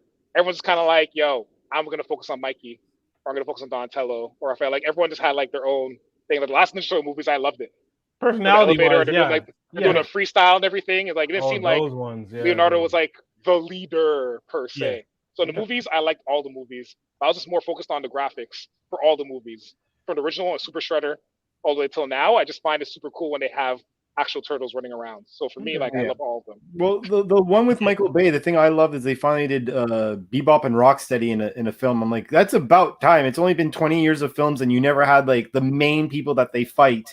Yeah, in the thing. Because they had those like weird versions of them in the second one from when we were kids. Yeah, well, the ones that they basically could afford, Toka and Razor, are and then they brought those guys kind of into the universe a little bit, but like it is what it is. But to combat what are you about to argue there's a good cartoon after the original? I think not necessarily every episode. The original cartoon is obviously the best. That's not like, but I'm just saying one that was good. Don't say 2003. Don't say 2003. I like that one because it has the best movie TMNT forever, and the 3D animated one is not. I didn't like the animation, but the stories were good. All right, so Nickelodeon, the Nickelodeon one from the late 2000s, from like 2007 to whatever, that had 5 seasons and actually killed Splinter. That was dope. In comparison to the original 1989 one, that was only good one till like about 93, and then they went to their second mutation and now it got weird. Yeah, the 2003 cartoon was dope because it was bar for bar exactly the comics, and it was cool like that because they had Karai and they had like all that stuff where the turtles got messed up. Fine, it was cool like that. but like best movies, best anime movies from them too. yeah. TMNT Forever is an amazing story. Period. Okay. Like the best. I'm not saying the best, but the fact that you have the current Ninja Turtles go and chill out, not only meet the other Ninja Turtles from the 90s, but that they then go to their universe and they actually go through the multiverse of the Turtles. And there's at one point a scene where you see all the incarnations of the Turtles through like images and stuff. And then they have their last battle in the black and white universe, which they even call the Omega universe, being the first one. How is that not fucking dope? I didn't say it was dope. I just he just said it's not that interesting. He's indifferent to its existence. It could have been better. But what do you guys think about the new? They're apparently going to make a new one with what's their names? Well, they did the last one where Raphael is kind of more the leader, right? Yeah, Rise of the Team. Yeah, they did that one, and they've been toying with Raph being the leader too. Even in the leader they need. If you guys remember, in the old like soundtrack, when they were talking TURTLT Power, that idiot he names Raphael as leader, and you're just like, no. Like he's going through all the turtles, and then he goes like, Raphael, he's a leader, of course. And you're like, no, he's not, motherfucker. Like, how you don't get to decide. Who are you? You need to be fired right now. In the original Black and White, was he the leader? Was him and Leo more fighting for still leadership? I don't know about that. I don't know. I don't know the comic books. Those first 10 issues, and it was always Leo. But if Raph was the leader, what role would Leo play? Is he just like a tool now? It's like a Wolverine, just like you slice things here and there, and that's it. No, he's trying not to get killed because his rage-filled brother is just going on these silly bents on trying to kill Shredder. Oh, because like Raph has a big personality, so it's kind of like, what does Leo do if he's in second command? You know what I mean? Raph is the angry New Yorker, and Leo is the one who's going to be like, Raph, you can't do that kind of shit. Oh, the anchor pulls him back from the edge. Anchor, yeah. Okay. Well, what do you guys think though of isn't it Casey and Colin Jost? They're making like the next movie.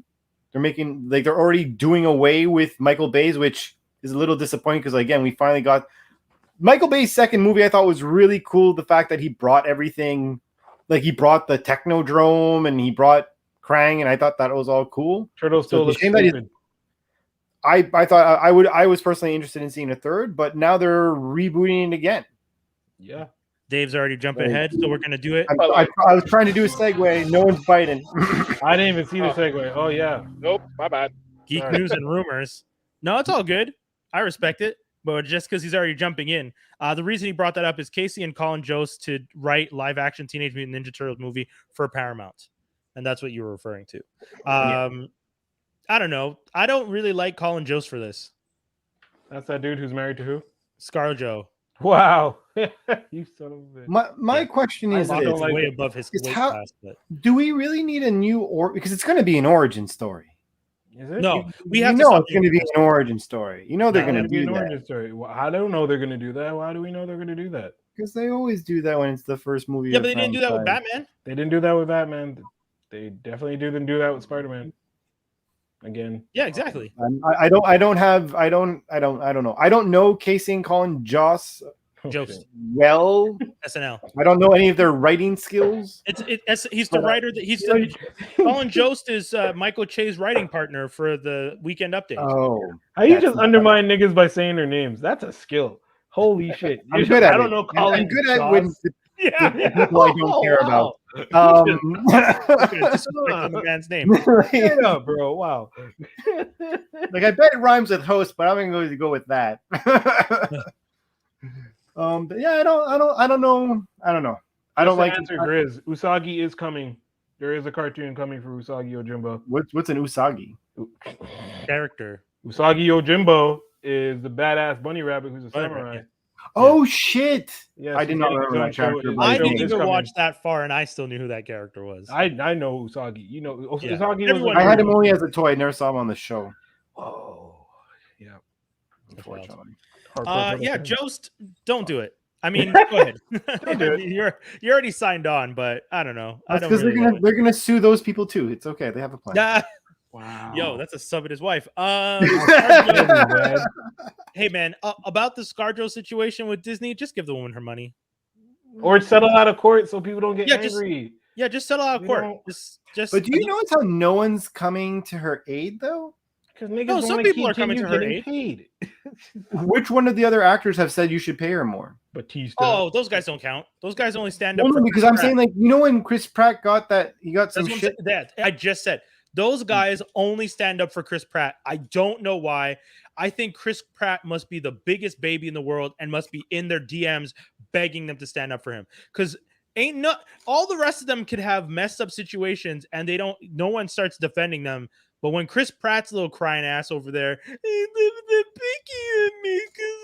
this motherfucker out here begging his friends, hey, can you guys stand up for me? Can my church? Yo, dude, shut the fuck up. Like, I'm so annoyed with Chris Pratt and his BS. You know what's really funny? How they gonna kill Drax in the next movie? Oh, facts. That one, that it's so funny. They're like, hey, how come you didn't reprise your role for What If? He's like, how come? Because maybe I wasn't called. It's like, because you're getting killed. Yeah, dude. They're tired of your ass, Batista. Yeah. But I will say this. I'm about to say this. This might be a hot take. Let's go. Batista is the best actor out of all the WWE actors in the last generation. I agree. I think that he's better than The Rock. Yes, I think that he's better than name them. There's The Rock, Edge. Cena. Technically, The Rock, Edge, Cena. I guess Hulk Hogan. He's better than all of them. Randy Orton, The Miz. He's better than all of them. He's right. You're going down the list. You're not but going. You're saying that he's better. In what context are you saying he's better than The Rock? Though he is a better actor. He has He can play different characters. Every time The Rock gets on screen, The Rock is playing a version of The Rock. Yeah. Okay. And I'm looking forward to Black Adam. I agree. I'm looking forward to Black Adam because this is one chance where The Rock cannot play The Rock. Because if The Rock goes and plays Black Adam as The Rock as Black Adam, it's the movie is going to be even worse than we can think. Will Smith syndrome. Yeah. Oh boy. Will Smith syndrome. Like, Will Smith is always Will Smith all the movies, and he could like root a movie like Suicide Squad because he's always Will Smith. Yeah. Even There's when a he's lot of playing things that made that movie bad, though. That specific example. Man, But speaking of him, what about Fresh Prince, the showrunner? Fresh Prince drama series showrunner leaves the project. It's never a good sign. Never a good sign. The Peacock is producing the show along with Will Smith and Jada Pinkett Smith's production company. I don't know, man. I think it's a little bit of a weird sign. The fact that they're replacing the showrunner who's leaving with the showrunner from The 100 and what was the other show that they did? Sorry. That was the one that scared me. When I saw that the showrunner that they were getting is the showrunner who used to work on The 100, I was like, dude, that's not. Yeah, that's not CW the show. Oh, The Shy. That's the other show. The Shy. Okay, that one I can respect. So if the showrunner from The Shy is going to come along and focus on doing a drama version of Fresh Prince, I could see the similarities in that type of storytelling and bringing awareness to stories. But then I'm seeing the other credit includes The 100, and I'm like, yeah. But The 100 got better and it got worse. Yeah. Like, I don't know. Like, there's like a moment. It's a concern. It's a concern. Yeah. What else do we have on the docket for the news? Cassandra from Assassin's Creed Odyssey to appear in Valhalla DLC. So for all you gaming nerds out there who loved Valhalla, and if you're going to be getting the DLC, Cassandra, who is the protagonist in Assassin's Creed Odyssey, is going to be making an appearance. I don't think she'll be a playable character, though. I think she just appears in a story that your character will play with. These people are still making them games. I know. Can't believe it. Yeah. Really, y'all have 3 IPs, bro. Watch Dogs, that one, and the next one. Like, really? Yeah. That's true. Guys. Assassin's Creed Till You Die, really? You guys are going to rock that for the next 20 years? Yo, man, keep yourself afloat. What's the problem? Just naming a different thing, and it's different. It's essentially a different game every time. They just vaguely tie it to Assassins. Yeah. That's nuts. Like, how are people still paying money? They're good at what they do, bro. No, they're not good at what they do. F9. No. F9 of video games. F9 of video games. Oh, my God. Well, we already had those games. What were they called? Midnight. What was Midnight whatever, the race car game. Oh, midnight. Hold on. Midnight I know. Club. Midnight Club. Yeah, Midnight Club something. Midnight Club Racing. Oh yeah, Midnight Club. Yeah. Yeah, you had that, and you have what's the other one that I used to love? Burnout. Those are essentially F9 movies in the sense that sometimes you're driving a race car through the streets of Rome, going through arches and stuff, and I'm like, okay, this is the movie. This is what they do. Blizzard Prez J. Allen Brack gets the diplomatic boots. Diplomatic boot is when you have done such a shitty job and they say you're stepping down. That is a diplomatic way to say your ass got fired because you can't do shit and no one respects you. No. That means he got a severance and a big bonus pay. He's gonna sit home for 4 months doing nothing. I hate that. He's gonna get paid. How can you fuck up at Blizzard? Like, isn't WoW still just like around the world and like it makes money? Dude, they created a space that was so toxic. Can you imagine you're living in the gamers world and it's so toxic that everyone's just like, even the men had to stand up and be like, this shit's not cool. Like, imagine it's so toxic that the men who benefit from the toxic environment start saying, yo, we're not even cool with this shit. That's how bad it was. Yeah. The men who were profiting from the system said we need it to change. That's how you fucked up. Yo, so Ubisoft is hella problematic too. So I believe yeah. No. I was there for 6 years. That shit was hella problematic. It was crazy. Just the Christmas parties, boy. And I don't even want to. God damn. And then the last piece of news I have here: Travis Scott's Cactus Jack production company inks a production deal with A24. How did Mick Foley not sue his ass? Yeah, I mean, I don't know. Does he own? I don't think. If anything, it's WWE that owns the name, and they're stupid for not capitalizing. Wow. Anyways, go on. Yeah, but yeah, I think Travis Scott's doing something. Travis Scott at WWE would be. Yeah. Because he did the deal with Fortnite, he did the McDonald deal through this Cactus Jack, and now having a deal with A24. He just makes money. This guy, like he's everywhere. He's like in the music. In music, he's just everywhere. And then like talking about anything, it's like, yeah, I have money in this too. Like I don't get it. He's like a cultural something because like he came under Kanye. He's smart. He came under Kanye. But like cereal boxes, so you're popular. Like. He literally said, "Stroke my cactus." That was a bar. I mean, it's crazy. It's wild. I respect to him. He's doing things that I feel a lot of other rappers should be paying attention to. I don't know if they're all making moves like this in the background, and he's just the most visible one. But I mean, being the most visible is also beneficial because people are going to be like, "Oh, he's actually doing stuff," and. Being able to get those meetings, boy. Listen, any one of us could sell a TV show. We just need to get in the meeting. True. It's how to get to the meeting. Yeah. Get a Kardashian. It is one way. Sure it is a way.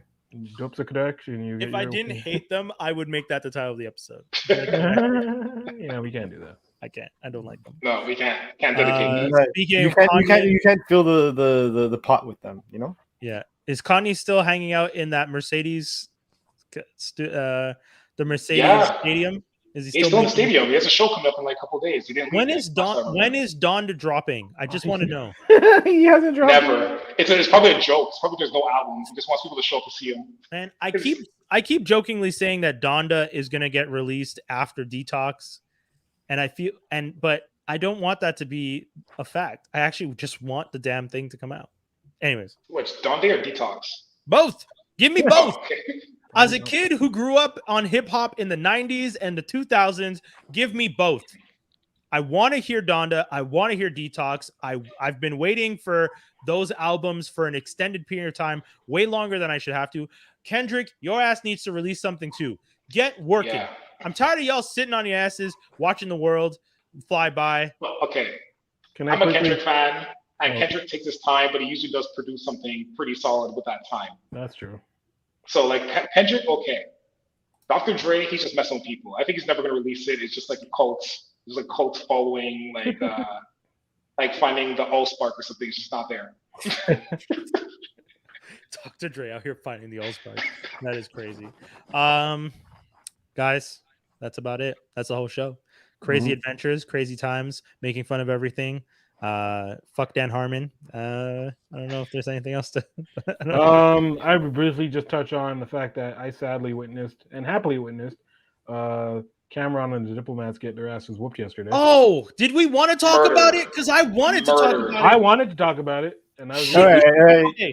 I have to get. Dave has to bounce. Dave, I have to you bounce. go ahead. We're going into another segment right now. Just a quickie. Versus, let's do this. Peace, Dave. Yo, let's talk about this because I watched that shit and Dipset. What the fuck, y'all? They let New York down. No, they didn't let me. Okay, someone brought this up. Shouts to 80. He brought this up, and I saw this, and I was like, okay, this is pretty fair. See, D Block had no business going against Dipset, and vice versa, actually, because they probably should have been against G Unit because that would have made more sense. Yeah, that's right. Diplomats ain't never really had songs, and like Grizz and Cray, y'all are Dip fans, okay?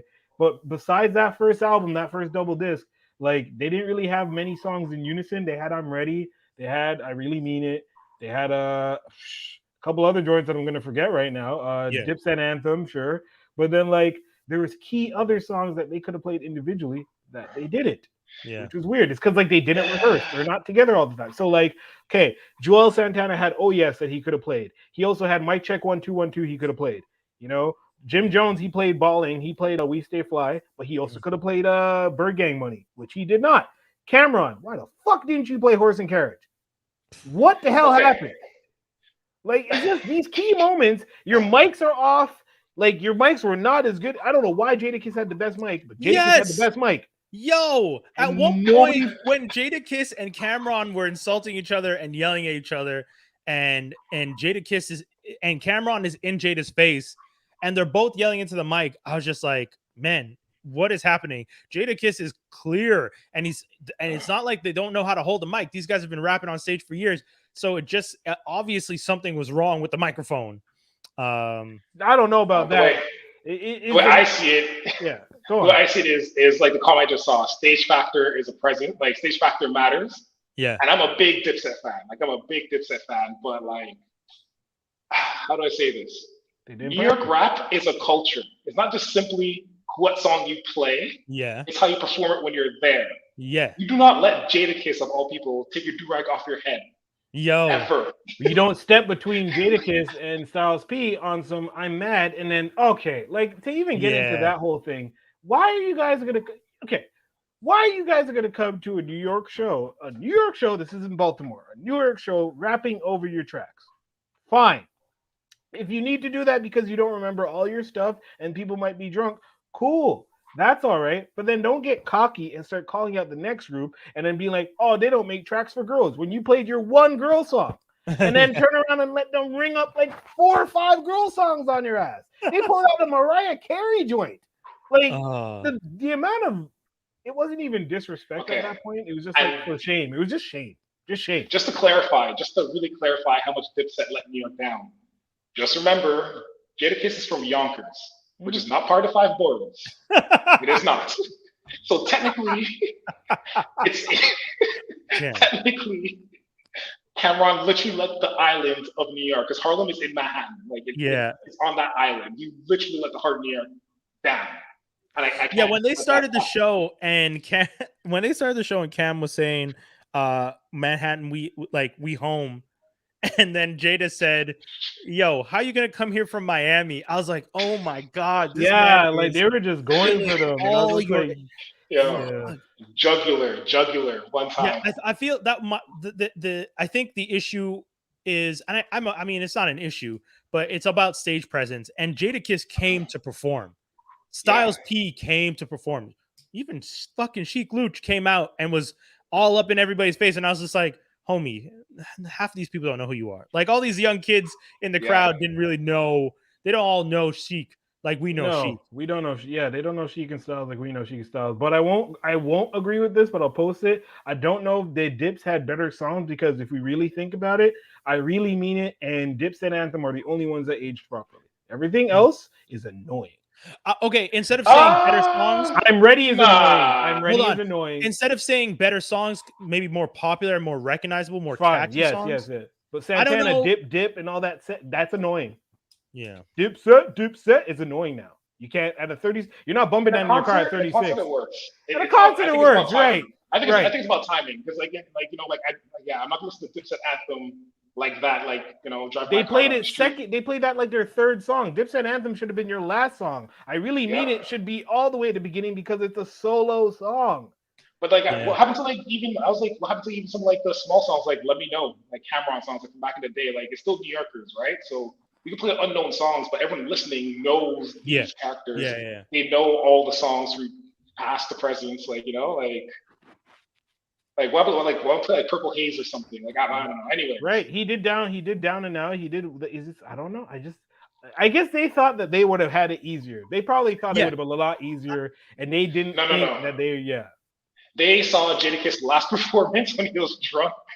And expected to just bulldoze over it. Yeah. Because he got drunk, right? But because last time he was drunk. Yeah. Right? He got super drunk. He didn't even get drunk this time. He just dude, when they started, I remember Sheik Luch is running around screaming into the mic. Yeah, he was talking over the Ready to Rumble guy. That was pissing me off. Yeah. Dipset all on their mics. Everyone's trying to figure stuff out. I just look and I see Jadakiss just standing as if he's that kid in high school leaning on the wall about ready for the fight. Jadakiss was just standing with his hands down, just watching everybody. And I was like, that's the killer. That's that guy in high school who was just standing, waiting for the fight to jump off so he could jump in. And Jada brought that energy to his performance, whereas Dipset was the bunch of kids who are kind of in the fight, but they're just kind of running around laughing as the fight's happening. Jada's trying to take a head off. Those guys are trying to just get a punch in and run. Yeah. I don't know, man. That was really. I feel Jadakiss is making up for the L, but his last versus performance. Definitely. Fabulous. He could have really went in, so he's like, yo, bunny. Yeah. Definitely. He's from Yonkers. He's from Yonkers. He's going to sell his neighborhood, right? He's going to do that, right? Joel's forgetting lines. Well, he's always forgetting lines. That's why they had to back his tracks. That's not even a problem. No, these guys don't really rap. Those guys, they rap, but they don't perform with each other like that. I saw Locks together less than 10 years ago in concert. When was the last time you saw any of Dipset together doing a concert? It's about that kind of stage presence and knowing how to ride off each other in case somebody fucks up. You don't go into Ride or Die Chick, start the verse, and just cut it. That's all in unison. That is practice. They literally let's set up the girl track segment, because you can tell that some of these segments were supposed to happen. But then because Jewels got in his feelings and got hyped up and angry, he probably was just trying to bring it on because Jada kept talking. So the time they kept getting threatened. Because they kept telling them they're going to cut them, right? So there was they can't do that. They can't do that, which I understand. But then that Jewel's part where he's like, oh, y'all don't even have girl songs. That was supposed to happen. Yeah. But then they probably weren't supposed to fuck them up 1, 2, 3 songs in a row like that. They probably weren't supposed to do it. But it was lit though when it happened though. I wanted to stay on. I'm kind of yo. Yeah, it was fun. I feel like that was one of the things. We've watched some of the other verses. This was one of the most entertaining ones. This is the most recent one that I've watched in its entirety. Yeah. Quick question, for clash-wise, an actual clash, not everyone kind of friend and chummy. What is a better clash? This one with Dipset and Jada and the Locks, or Bounty Killer versus Beanie Man? Bounty Killer, Beanie Man. I would say the same thing. Yeah. But some people it's. But that was different. It was peak COVID energy where you're inside, you couldn't go nowhere. We were just dreaming of Jamaica, just seeing these two guys standing back to back in the same room. In a bar. This is madness. It's the room was a bar. Yeah, in a bar, telling the cops to leave. You don't want to be that guy to the cops. That was all great. Magic in one 3-hour span. You can't ever get that back. That was crazy. This was close. Right. I didn't watch Method Man and Redman versus, but this is better. I don't watch that one either, actually. Yeah, that's good. Yo, if anyone wants to watch the verses, you can still check it out on Fight. It's up there, free replay. Some Twitch streamer has it up on YouTube. Sure. Too. Yeah, but I don't like some of the Twitch restreams because they have their comments and stuff, and the quality's super bad. But you can I found a good one yesterday. Free. You might as well watch it on Fight. It's the full proper stream. Everything you could skip through. I watched it on that because I didn't have a chance to watch it yesterday. So I would say if you guys you didn't catch it live. No, I didn't. I'm sorry. I know. I didn't have to go through the 50 fucking minutes of that DJ doing the intro. Hey, DJ Tech was all right, man. Give it up for Tech, bro. He did his thing. He did his thing, but it was long. I don't want to wait 50 minutes. Yeah, because you're waiting for New York niggas to start rapping. Your show starts at 9. It's going to actually start at 11. Come on. I went to Kendrick's show in New York, and I got there for 10:30, and Kendrick popped up at like 1:30. Not because Kendrick was late. Not because he was late. He was there. They confirmed he was there from like 11. It's because they had to put up every single New York rapper who wants to make it, who got some endorsement from someone on that damn stage. But that's my thing. I understand the rapper getting on stage late because same thing we've done in every market in Montreal. You get the openers and you give the openers their time because people are here to see artist X, and these openers deserve to get some shine in their city because you guys don't support the openers. They're all local and half of y'all don't pay attention to them, and that's problematic. But when we're doing a live stream from a New York venue and it's a 50-something minute DJ set, y'all just start the stream half an hour later so that I don't have to watch 50 minutes of the DJ. The DJ was great. I'm not mad at the DJ, but I didn't need to watch 50 minutes of the DJ. And thankfully with Fight, I got to skip through it because I wasn't going to watch 50 minutes of the DJ. Respect. But, you know, I'm not out there. This was not a live show where I'm there with my girl and or someone holding up on somebody. I was just watching this from my computer and I didn't want to watch for 50 minutes. Just like, cool. I've heard this Jay-Z song 17 times this week. Okay. The heat. Oh, Lee J said Sean Paul versus Shaggy. That happened? No, he's calling it. I don't know if I want that. I don't know. That's like something for like my. Do we have like that older sister or older girl cousin who's like maybe like 5 years older than me or something, who's like still into all that? I mean, Shaggy's solid. I just don't know how that would go over in a versus. I don't see Shaggy holding that well against Sean because Sean got that crossover appeal. Like Sean has a lot of crossover hits. I don't know that Shaggy has enough crossover hits. Like you might get like Shaggy did an album with Sting. Cool. I don't know how many people in the audience are going to want to hear those songs when they hear Sean Paul. You know what I mean? But I know I feel like I'm not putting enough respect on Shaggy's name, but I'm not trying to disrespect Shaggy. I just don't see this working out as well for Shaggy as one would expect. Yeah. Anyways, anything else you guys want to tell the people? Chilling. No, I'm good. Chop Vision, new episode coming soon. Next versus, hopefully, depending on when this baby comes through. We'll see. Facts. Sorry, Drew, hit us. What were you saying? Next versus? I was going to say next versus Movado versus Vybz Kartel in jail. That's going to happen. Wait, who and who? Movado versus Vybz Kartel in jail. Oh shit! On the phone. That would just and it'll still be lit. Just a guy holding a cell phone speaker to the mic. God damn. Well, he did drop a whole album from his phone, so True. I don't know. I'm just saying. Hey man, didn't Shine do that too? Yep. Yeah. God damn. Was not good though. No, it wasn't. But it's always impressive when people do stuff like that. Guys, that's pretty much it. We'll be back next week with another edition. Thank you for tuning into Geektastic Cypher. If we always tell you guys, make sure you check out the show. Make sure you like, make sure you subscribe, make sure you share and tell your friends. Once again, the number 6 on the top 10 for Best of Montreal, Cult MTL. That was big for us. We continue to be on the top 10 4 years in a row. So we really appreciate you guys supporting us every time you do. And we're just going to keep continuing. Keep on keeping on. So we out. That's it. That's all. Peace, y'all. Peace. All right.